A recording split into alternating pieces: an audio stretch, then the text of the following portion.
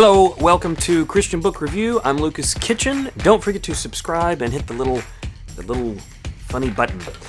So, Out of the Silent Planet by C.S. Lewis. This is a special book for me, and I want to tell you why.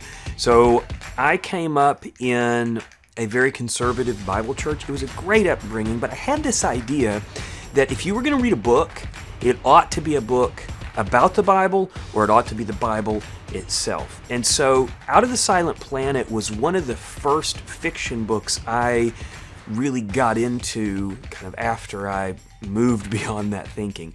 And really it was because I started to have enough free time and enough mental bandwidth to expand beyond just reading the Bible and books about the Bible and stuff like that. And so for me, this was a very important moment. So here's my scorecard for fiction books. I've got a copy of it here. So you'll see the age for Out of the Silent Planet. This is really a book for adults. Kids, my 7-year-old has requested to listen to Out of the Silent Planet audiobook, but reading it would be pretty tough for a kid. So this is an adult book.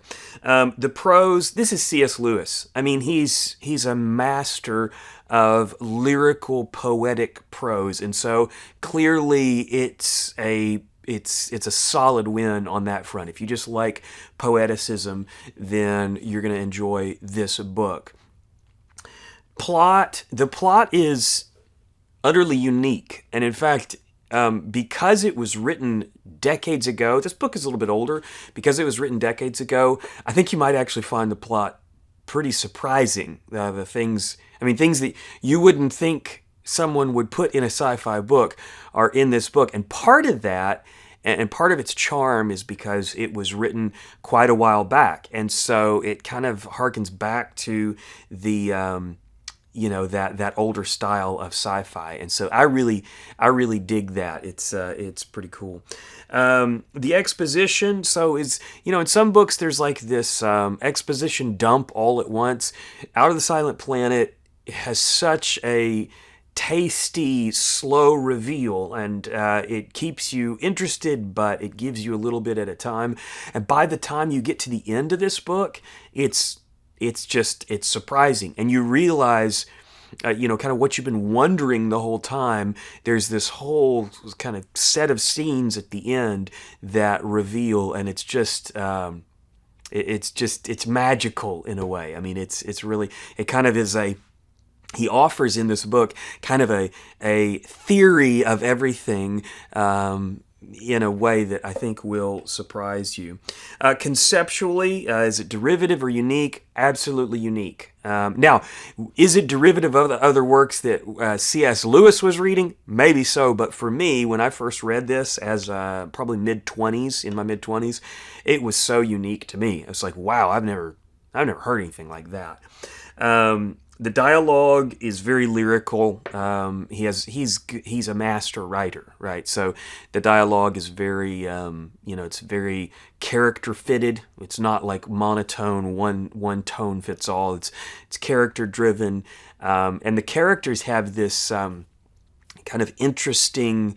Some of them have this interesting academic approach that is kind of lost in modern colloquialism. So there's that. That's the, I'll say, the human characters, and then the characters that are not human, which I'm revealing a little bit about the story, but there's some non-human characters.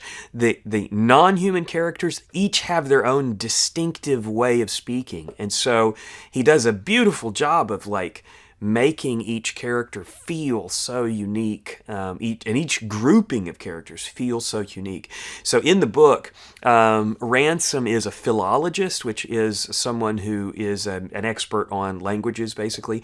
And so you could tell that C.S. Lewis loved that type of content. And so there's lots in the book about how he reconstructs a language of this not reconstructs, but deciphers basically a language of these groups that he meets, and so that's really a fun aspect. Let's see. Looking at my chart here.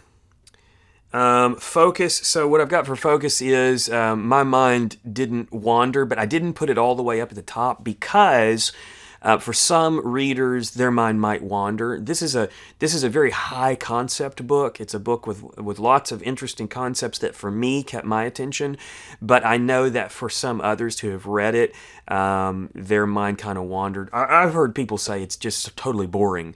Like this book is one of those. It's kind of a dividing line. I've noticed that there are people that love this book, and then there's a lot that just they didn't get into it. They were, I don't know, maybe they were expecting Narnia. That's by C.S. Lewis as well. Maybe they're expecting Narnia and they didn't get Narnia, so they're like blah. But this is this was for me. I was totally tuned in the whole time.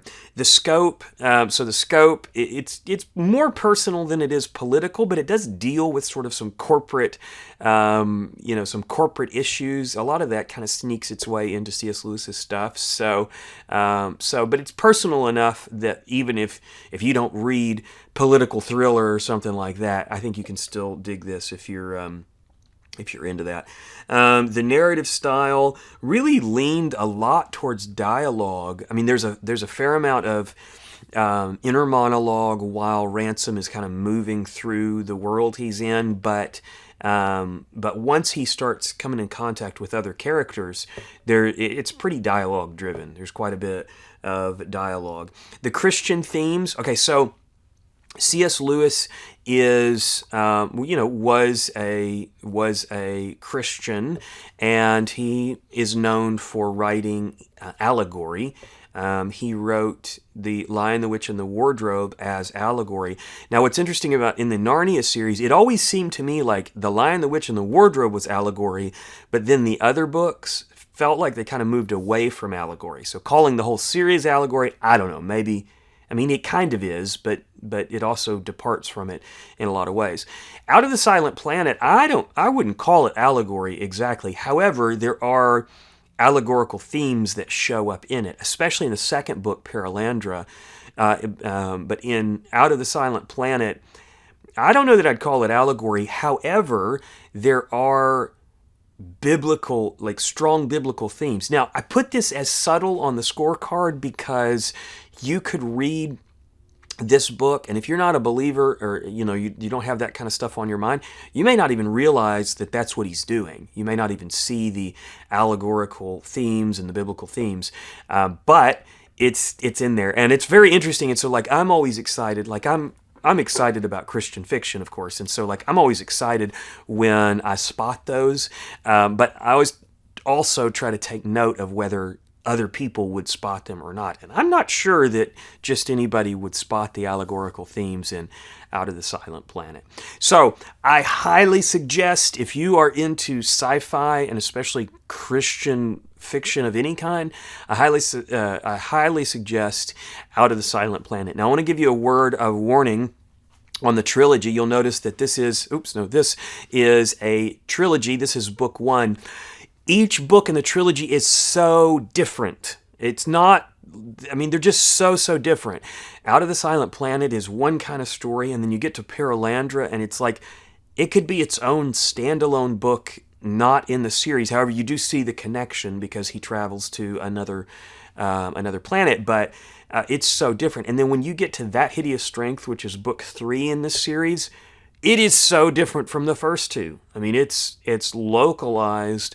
It's in, anyway, it's so different. And so if you love C.S. Lewis, I think you'll love each of them, but don't go into them thinking you're going to get the same kind of story each time. To call them a trilogy is almost like, they're almost more of a collection of books.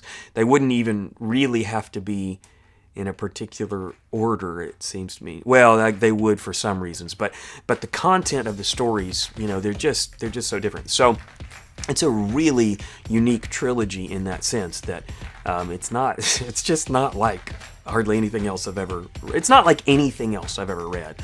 So I would highly suggest you get into these if you've got a little bit of reading time and you're interested in sci-fi, especially kind of I would call it nostalgia sci-fi, kind of sci-fi of the past generation, where they were still figuring out a lot of things about the planets and space travel and stuff like that. So check out Out of the Silent Planet. I think you'll enjoy it.